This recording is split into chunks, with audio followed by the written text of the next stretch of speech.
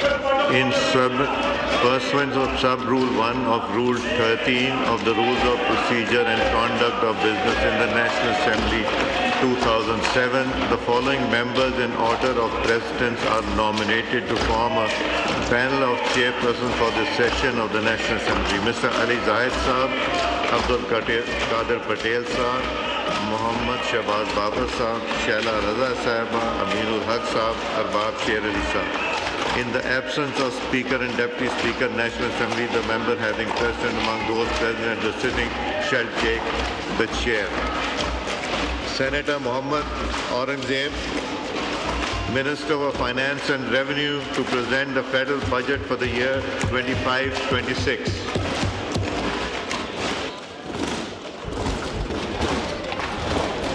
बिस्मिल्लाहिर्रहमानिर्रहीम।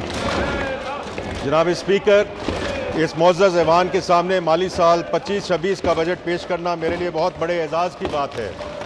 इस मखलूत हुकूमत का दूसरा बजट है और मैं वज़ीर आज़म मियाँ मोहम्मद शहबाज शरीफ साहब की क़ियादत में इत्तेहादी हुकूमत में शामिल सियासी जमातों की क़ियादत, ख़ुसूसन मियाँ मोहम्मद नवाज शरीफ साहब, बिलावल भुट्टो जरदारी साहब, खालिद मकबूल सिद्दीकी साहब, चौधरी शुजात हुसैन साहब, अब्दुल अलीम खान साहब, खालिद हुसैन मक्सी साहब का रहनुमाई के लिए दिल की अता गहराइयों से शुक्रिया अदा करता हूँ।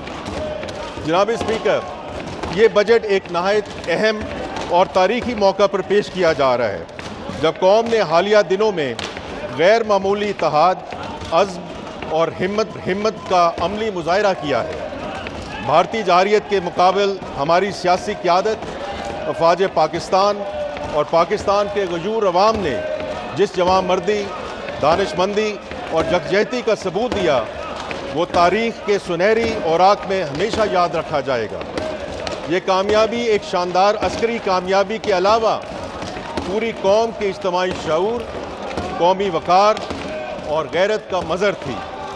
मैं यहाँ पर पाकिस्तान की अस्करी और सियासी क़ियादत को मुबारकबाद पेश करता हूँ। हमारी अफ़वाज ने अपनी पेशा वराना महारत, शुजात और जज्बा कुर्बानी से दुश्मन को मौसर और भरपूर जवाब दिया, जिससे ना सिर्फ हमारी सरहदों का दिफा नाकाबिल तस्खीर बना, बल्कि आलमी बरादरी में पाकिस्तान का वक़ार भी बुलंद हुआ। इस अजीम कामयाबी ने यह पैगाम दिया कि पाकिस्तानी कौम हर आजमाइश में मुत्तहद है और मादरे वतन के दिफा के लिए सीसा पलाई दीवार बन जाती है। इसी कौमी अज़्म और यकजहती को बरूए कार लाते हुए अब हमारी तवज्जो मुआशी इस्तेहकाम, तरक्की और खुशहाली के हसूल की जानिब मरकूज़ है। हमने जिस जज्बे से कौमी सलामती को मजबूत बुनियादों पर इस्तवार किया है, इसी खुलूस और हौसले के साथ हमें अपनी मईशत को मुस्तहकम और अवाम की फलाह को यकीनी बनाना है।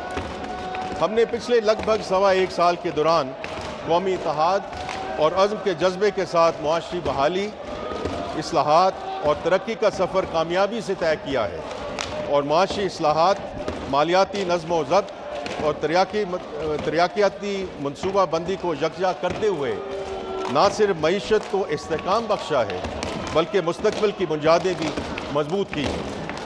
जनाब स्पीकर, हमारी तरजीह एक ऐसी मईशत की तश्कील है जो हर तबके को तरक्की के समरात दे और माहौलियात और वसाइल के तहफ़्फ़ुज़ को यकीनी बनाते हुए देर पा तरक्की का रास्ता हमवार करे। यही विज़न हमें आगे बढ़ाता है एक ऐसे पाकिस्तान की तरफ जहां तरक्की हर फ़र्द की दहलीज़ तक पहुँचे और कौम बहैसियत मजमूई खुशहाल हो। राह पे कायम, खुशहाली दायम, यही हमारा हज़्म, हमारी हिकमत अलमी और हमारा नारा है। जनाब स्पीकर, हमने गुज़श्ता साल मईशत की बढ़ोतरी के लिए कई अहम इक़दाम किए, जिनके नतीजे में माली नज़्म व ज़ब्त में नुमायाँ बेहतरी आई और हमें कई कामयाबियाँ हासिल हुई। जिनमें से कुछ का जिक्र करना चाहूँगा। उनमें GDP के 2.4% के बराबर प्राइमरी सरप्लस का हसूल, अफरात ज़र में नुमायाँ कमी 4.7%। याद रहे कि सिर्फ 2 साल पहले अफरात ज़र की शरह 29.2% تک پہنچ چکی تھی۔ پچھلے سال کے 1.7 ارب ڈالر خسارے کے مقابلے میں اس سال سرپلس کرنٹ اکاؤنٹ 1.5 ارب ڈالر متوقع۔ روپے کی قدر میں استحکام، ترسیلات زر موجودہ مالی سال کے پہلے 10 ماہ میں 31% اضافے کے ساتھ 31.2 ارب ڈالر تک پہنچ گئی۔ ہم پر امید ہیں کہ موجودہ مالی سال کے اختتام تک ترسیلات زر کا حجم 37 سے 38 ارب ڈالر تک پہنچ جائے گا انشاءاللہ۔ اسٹیٹ بینک کے زرہ مبادلے کے ذخائر میں 2 ارب ڈالر کا اضافہ ہو چکا ہے۔ موجودہ سال کے اختتام تک یہ ذخائر 14 ارب ڈالر تک پہنچ جائیں گے۔ جناب اسپیکر، اقتصادی بہتری کے لیے حکومت کو سخت فیصلے کرنے پڑے۔